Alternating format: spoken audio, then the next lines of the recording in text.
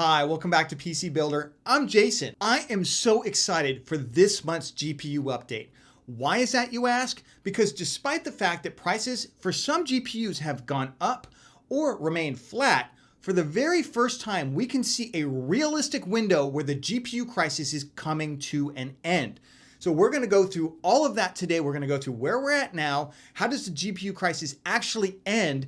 And how long is it going to take us to get there? What do we got to do to get there? And what does it mean for you trying to get the various graphics cards that you're trying to buy? So if that's the kind of content you want to support, give the video a like. It makes a big difference. And of course, subscribe and click the bell icon. That way you get notified when we release new content. With that, let's jump into it. All right, let's talk about where we're at right now. So looking at data that's collected by Tom's Hardware, this is the eBay average GPU price that they've been tracking for all the various current generation cards. That's the RTX 3000 series and the AMD RX 6000 series. We can see that prices have all gone up. I mean, we start with a 3090 here. It's gone up by about $300 or 12%. The 3080 has gone up by 5%. The 3070 Ti 8.5, you can see the numbers as well as I can. The only ones that have gone down are the 3060 Ti, and that's because most of those are light hash rate cards now, I believe, and the RX 6600 XT down here at the bottom, which has actually gone down 6.5%. And we'll get into more on the RX 6600 XT in just a moment. Now, why are they increasing? Ethereum mining has taken off once again. I've gone over this a number of times in just about every video that I've done. We all know that the GPU prices are directly linked to the price of Ethereum and the profitability of mining it by miners. Miners are willing to pay 4 or 5 a zillion times more than a gamer because the miner is actually making money from the card, whereas the gamer, that card is just an expense. As long as they can make back the money that they spent on the card and they can pay off the electricity they're using and their other overhead costs, anything that they get beyond that, even just paying off the value of the card, would be a net for them because eventually they could just turn around and sell the card for some value. Just go to the Reddit Ethereum mining. We can see that this is continuing. I mean, these are just for the last couple of days. This is where all the graphics cards are, folks. This is where they are right here. They're in rigs like this. They're getting mined. And sadly, the price of Ethereum has gone back up. In early summer, we were all excited because we thought EIP, Ethereum Improvement Proposal 1559, which was going to lower the transaction revenue that miners got, was actually going to cut into mining profits even more, and we were going to see the graphic card prices continue to come down. And initially we did. Then EIP 1559 went into effect, and unfortunately, because of some changes it made to the currency took off. And Ethereum went down here from about 1,800 all the way up to more than double its price. Well, unfortunately, while miners made less Ethereum per transaction, that Ethereum was worth more in terms of US dollars. So even though they're making less Ethereum per transaction, the total US dollar value of that transaction skyrocketed. So what did miners go out and do? They went out and bought more graphics cards and they started mining. The good news is that within the last week or so, Ethereum prices they plummeted. Now they're back down. Ethereum is a very volatile currency. I'm not going to make it. This is not financial advice. I'm not making any predictions on its future value, but it's been ping-ponging around this level for quite some time. The only thing holding it back now is the difficulty of mining. When there's more hashing power on the network, because they're generating Ethereum every time they do a transaction, they don't want to hyperinflate the currency. So what they do is they make it more and more difficult to complete the transaction, if you can think about it that way. They basically make it harder to mine the block, the more hashing power is on there. That way it doesn't hyperinflate.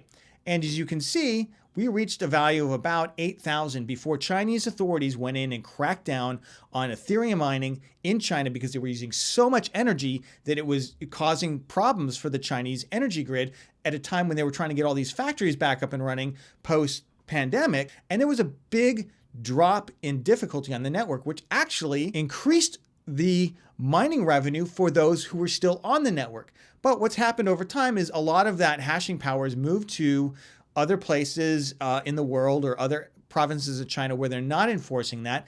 And now we've gone up over 9,000 difficulty. That's what's holding back right now the profitability. More and more miners are adding GPUs to the network. This graph is directly proportional to the amount of GPUs and the overall GPU power that's mining Ethereum right now. I do want to add in on the positive side, there is some good news. The good news is GPU prices, because Ethereum has come down $400 or $500 in the last week or so, the prices of the cards on eBay have themselves declined quite a bit. So you can actually get a 3060 despite the price that we saw here of $707, you can actually get a 3060 right now on eBay on the secondary market for about $675. So a little bit less, $25, $30 less. You can actually get a 3060 Ti for about $825 with shipping and everything included.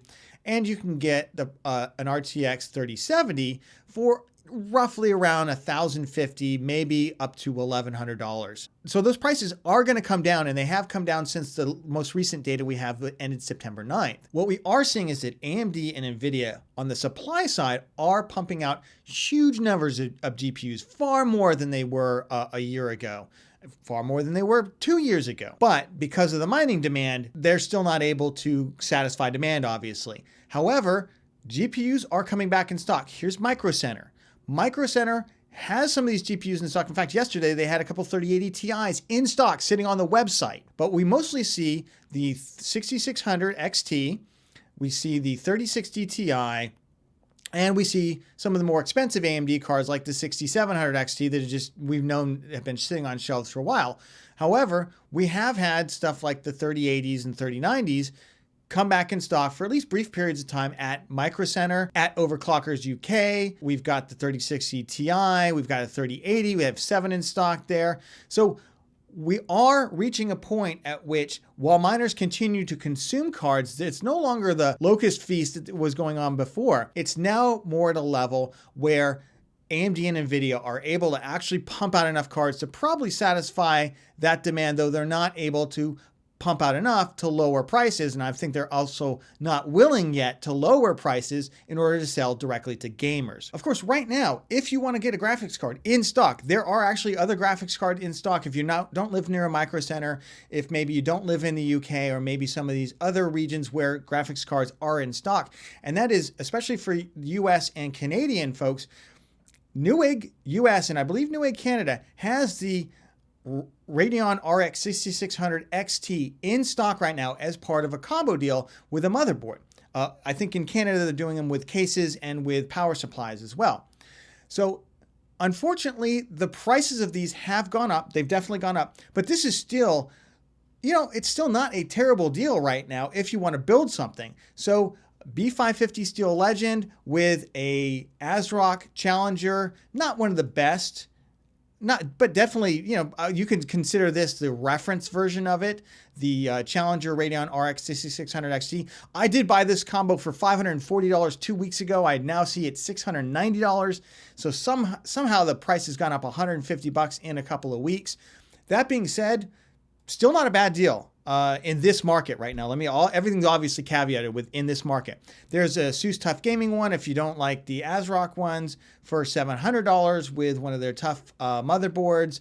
If you want to build something more Intel related, they've got a Z390 that's not, frankly, this is not a good motherboard, by the way. I really wish if they were going to do this, they offered a much better motherboard. But you can get these in stock right now. Additionally, right now, we've got the RX 6600 non-XT. We are expecting this to launch in October. And of course, no pricing on it yet. Looking at some of the leaked data on it, looks like it's going to be more in line with the 5600 XT. So I frankly think that this should be like a $200 graphics card. Now, given that the last one was $389, I don't think that's going to happen. I think they're probably going to price this at the same price they did the 5600 XT at, what was it? It was $289. So they're probably going to give us the same performance of a 5600 XT with lower power usage and at this exact same price. So how does the market get back to normal? How does the GPU market go from the craziness it's at now, and how do GPU prices go down to MSRP? Finally, well, one of two things has to happen. Either we have to increase supply to the level that it can overwhelm demand, which will drive price down, right? This is just supply and demand 101, or the demand has to be destroyed in some way. It has to be reduced so that it goes below the level that we're already producing them at and we catch up at some point. Well, on the supply side, the big mover that I believe is going to begin to end the GPU crisis is Intel is going to launch its graphics cards. And apparently they have already shipped the AIB reference models over to board partners that they're going to use. And this is as of just the other day. That is great news. What is Intel really going to compete at? Well, they're going to compete at two levels. Mostly in what is now the mid-range of GPUs. I know these prices don't sound like mid-range. I'm just talking about the performance level. The price hopefully will adjust over the next 3 to 6 months. But their overall higher-end graphics cards are going to compete with the 3070 and the 6700 XT. To me, that's the upper part of the mid-range, but they're also going to compete with the 3060 Ti, the 3060, the 6600 XT, and the 6600. That's good news. Those are all cards in the 300 to MSRP wise, the $300 to $500 range. We know those MSRPs are not going to come back for a while, but you get the gist. I believe Intel will aggressively price their cards against the competition because in the first generation, what do they need? They need people to buy into this platform. That's what they need. They need people to buy into the platform. That's all very exciting. But what I think is really exciting, particularly for those looking to build in the budget level, is that they are planning to ship cards in the $100 to $200 range, a range that I think many of us think is completely evaporated. When's the last time you saw a GTX 1650 Super at a sub $300 price, let alone sub $200, let alone what was the MSRP, like $160 on that card? They've just all been gone. Same with the RX 570, RX 580, the 5500 XT. These cards just don't exist anymore because they've been all soaked up. The board partners have stopped producing them in favor of producing the higher end GPUs, except for a small amount. They're going primarily to system integrators and pre-built manufacturers. To me, that's very exciting news. And Intel is going to launch these in the first quarter of 2022. Of course, I have heard some people complain that, Intel is going to be using TSMC, so it's not really going to be an increase in overall GPU availability because they're just taking away. No, TSMC manufactures a crap load of silicon, not just for GPUs, they manufacture it for all kinds of things. Intel has bought up space on the fab that might go to manufacturing chips for other purposes other than GPUs. So this is going to be an overall increase in the total amount of wafers being pumped out as graphics cards. So just forget the whole TSMC, who's manufacturing it. Ask yourself, are more wafers going to be produced when Intel launches their GPUs, or are more going to come to market than otherwise would have? The answer to that is yes. Therefore, the supply is going to increase. It's just going to happen. So now let's talk about the number one reason that the GPU market is going to go back to normal. And this is the biggest one, which is that Ethereum mining itself is going to go away. Ethereum has been moving towards what they call proof of work, where you GPU mine the currency, to what's called proof of stake, which does not use GPU mining. I'm not going to get into proof of stake. If you want, there's tons of information on it. And they've been working towards what they call the merge, where they're going to take the proof of work network and they're going to merge it with the proof of stake network. And they're going to merge the two together. They have been planning this for a long time and they've been putting it off for a long time and they keep delaying it. But we are now at a point where they have done enough work where this thing is going to happen now. And there's a lot of financial pressure on them also to make this happen. Difficulty Bomb is currently scheduled, as I record this, to go off around December 1st. It's not date-based, it's based on a certain block number. So when they get to that block number, the difficulty will then be going up exponentially. So the difficulty curve that we saw here, where we've gone up to 9,000 over a period of, 3 or 4 months, this will roughly double. So it will go from 9,000, 18,000, 36,000. GPU mining profitability here is going to absolutely evaporate to the point where it's not profitable to buy graphics cards and mine with them on Ethereum. Now that's by design. They want to get rid of the energy inefficiency of it. They want to increase the number of transactions on the network. And the way they're going to do that is move to proof of stake. So this is going to happen in the currency. And yes, I know they've delayed it a million times. And I'm about to tell you that they are going to delay it one more time. And the reason for this is in a recent development call, they realized that having the network merge and having the difficulty bomb go off around December 1st might not be a good idea given the holidays and given that, there might be some bugginess and some other things that people are going to have to work through, just like with any launch around that time. Well, they're looking now and they're going to have a meeting in just a couple weeks here to decide, the Ethereum developers, to decide on pushing back that difficulty bomb one last time. If you had to ask me to guess, I think we're going to see it very early in the first quarter of 2022. At the same time Intel is launching their GPUs, probably towards the end of January, maybe mid-February. That's when I would expect this. Here's what that means for miners though. The smart miners are going to start to get out of mining earlier than that. They're going to start selling their cards off as quickly as they can because miners are going to want to get value from their rigs. And the only value left from their rigs is going to be to sell their cards. Oh, Jason, can't they just go mine another currency? No. Ethereum is 95% of the GPU mineable currency out there. You cannot simply take 100% of the hash rate, take away 95% of the market, and expect that that hash rate is all going to go somewhere. Mining is a massive bubble, and it is about to burst in spectacular fashion. And I know a lot of miners don't really understand the market mechanics behind it. They're just plugging their graphics cards. It's just making them money. That's any gold rush, right? Let's not pretend that people are doing logical things here. So the smart miners are going to start to sell off their cards early. When that difficulty starts to ramp up, you will see panic selling hit. Graphics card prices plummet initially on the secondary market, and then because of low sales on the primary markets, right, on the retail markets, you're going to see those prices come down as well. So should you buy now or should you wait? I think the graphics card prices on the cheapest cards are going to come down first. They're going to hold out on the 3080s and the 3090s as long as they can. Now, if you don't mind picking one up that's been in a used mining rig off the secondary market, off eBay, you could probably get a pretty good deal. Now, you're going to get a used mining GPU, and people have done testing in the past saying, hey, it's not the worst thing. It does limit the life of the card because those cards are running 24/7, albeit they typically run them at lower power levels. They're not overclocking them, right? But if you want to get a brand new GPU at the higher end, you still might consider just going ahead and buying it now, especially if you can afford it,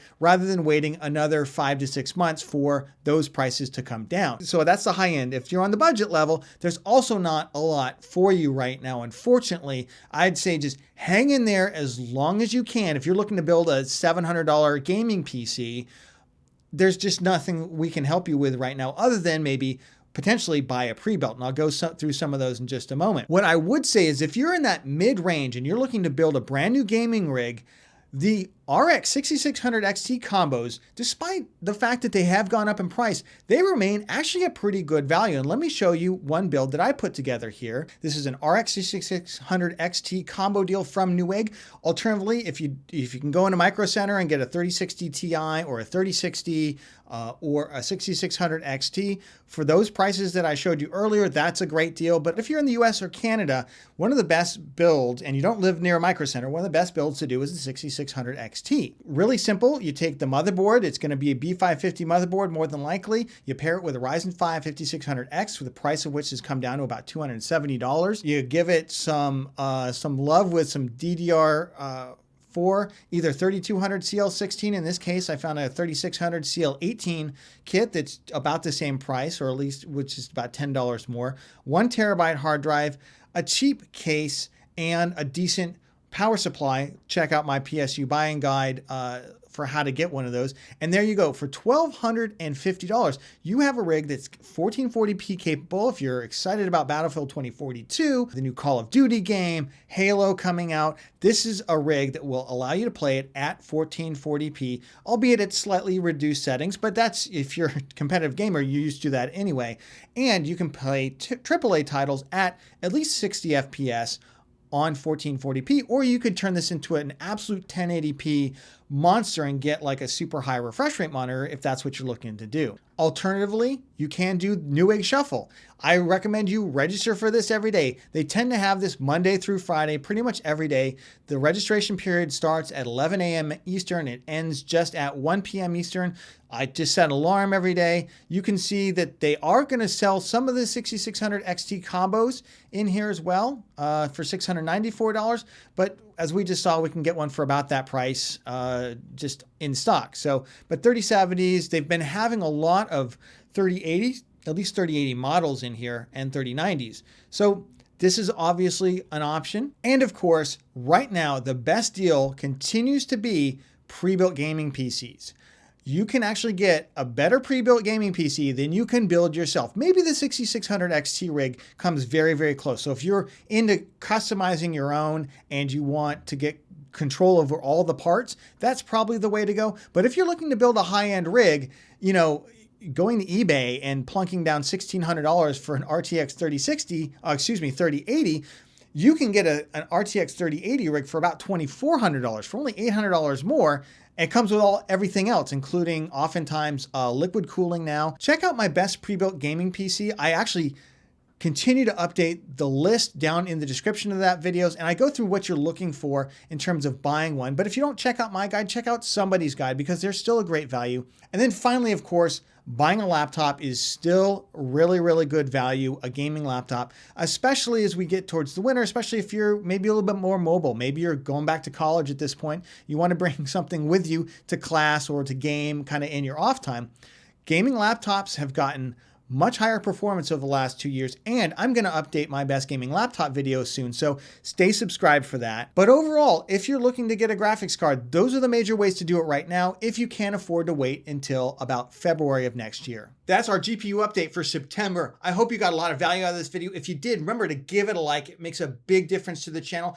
And of course, subscribe and click the bell icon. That way you get notified when we release new content.